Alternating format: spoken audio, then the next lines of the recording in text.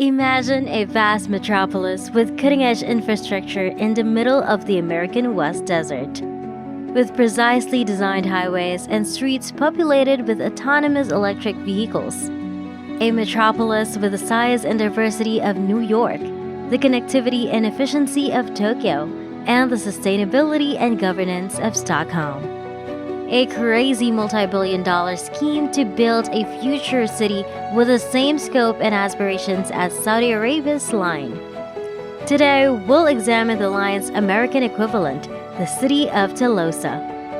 The city of Telosa is a planned community that aims to not only be the city of the future, but also to represent a totally different social paradigm.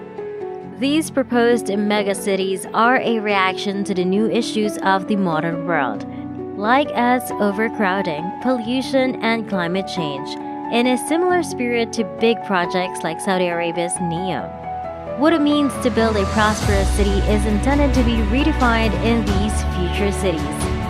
It is intended to be equal, inclusive, resilient, and sustainable for all of its inhabitants.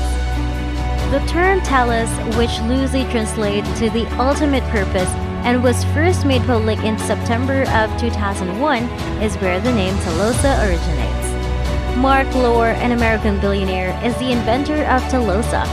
Lohr announced his bold idea to build the planned city of Telosa shortly after leaving his position as president and chief executive officer of the American retail giant Walmart. He wants to build a future that is more sustainable and equitable through his innovative concept that could serve as the model for later ruling generations.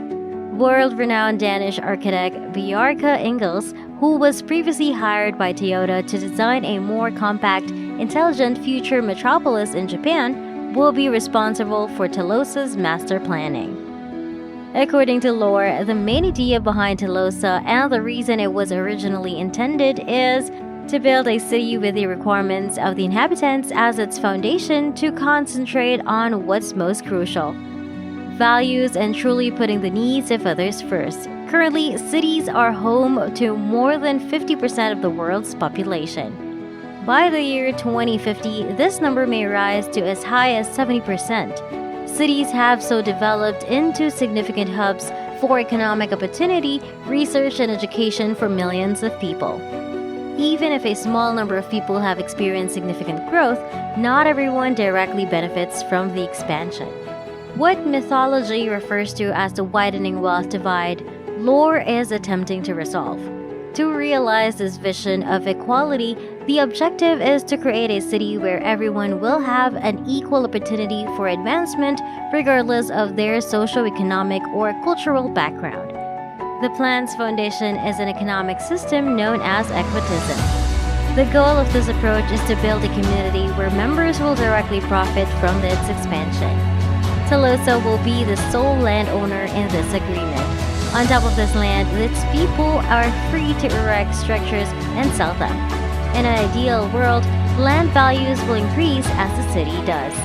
The money raised will subsequently be used to fund public services, transportation, education, and healthcare throughout the city. Realizing the goal of equality, which is to ensure that all people have fair access to high-quality services, the people behind Telosa want to develop the city on arid terrain in the American West, in the cities of Nevada, Utah, Idaho, Arizona, or Texas, although the exact location has not yet been chosen. The city's location somewhere in the Appalachian area over in the east is another factor.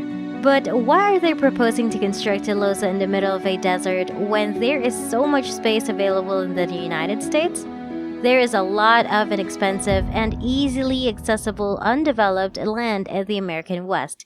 And with Telosa's plan to reinvest rising land values back into city services, this inexpensive land has the potential to pay for itself as the city expands over time. This is one of the main reasons for this decision. Although the property for Telosa's eventual development may be relatively inexpensive, it isn't exactly the best or even the brightest decision to build a bustling metropolis in the middle of a desert. These issues that Telosa may experience as well as in the future have been well demonstrated by Saudi Arabia's recent development of NEOM and the line. which was previously scheduled to be partially completed by 2020 and expanded upon in 2025. The building of NEOMs is already running behind schedule. It turns out that in order to build on undeveloped desert terrain, operating facilities must first be built in order to house construction workers and their tools in the harsh environment. High heat, water scarcity, and the energy effect of building an entire city from scratch in a tough environment are some other issues NEOM and the line are now dealing with. Telosa is likely expected to run entirely on renewable energy. On the roofs of every building in the city, solar cells will be put. The city's borders will be lined with wind turbines that have been placed carefully to add to the city's electricity supply. The city is designed to produce more energy than it uses, making it a self-sufficient metropolis in terms of generating electricity. The Equitism Tower, the city's highest building and a landmark that will stand at the center of Telosa, will also be there. An observation deck, an elevated water storage system, and aeroponic farms that will provide the city with fresh produce will all be housed in the tower. An urban plan and transit infrastructure that enables citizens to is another factor in the layout. Always keep important destinations and amenities like workplaces, schools, parks, stores, and restaurants within a 15-minute commute.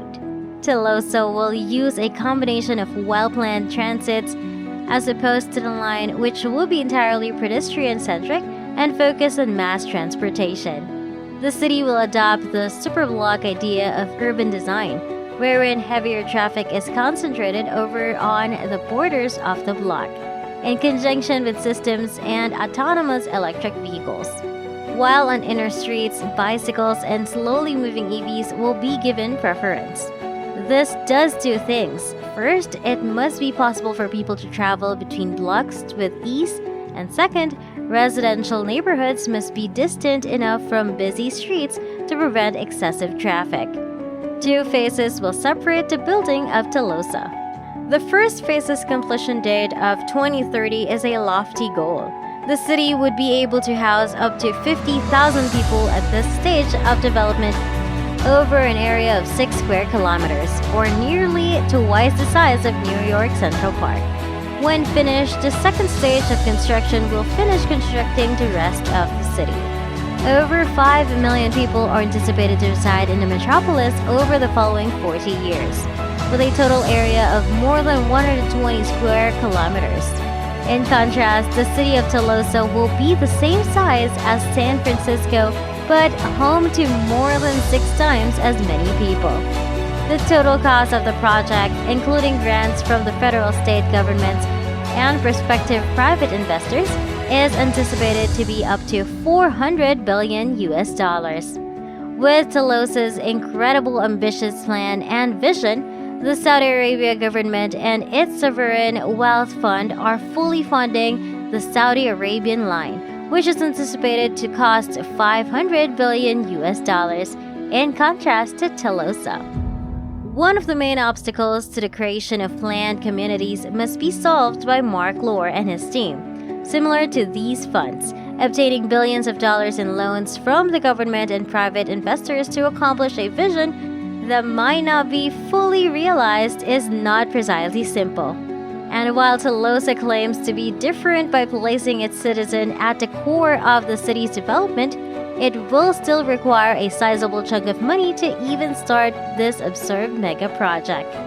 However, despite the growing financial and environmental difficulties and the lack of construction activities for more than a year after the project's initial announcement, by the year 2030, Mark Lohr and his crew still have hope and are committed to realizing their goal to creating the world's most inclusive and sustainable metropolis.